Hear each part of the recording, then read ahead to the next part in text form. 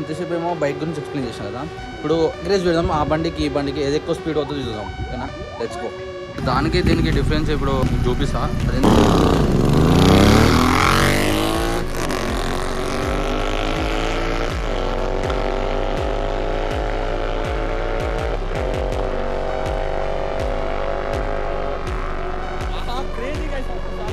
అసలు ఆ సౌండ్ వింటుంటేనే నెక్స్ట్ లెవెల్, నా మైండ్ పోతుంది అసలు, అంత క్రేజీ ఉంది.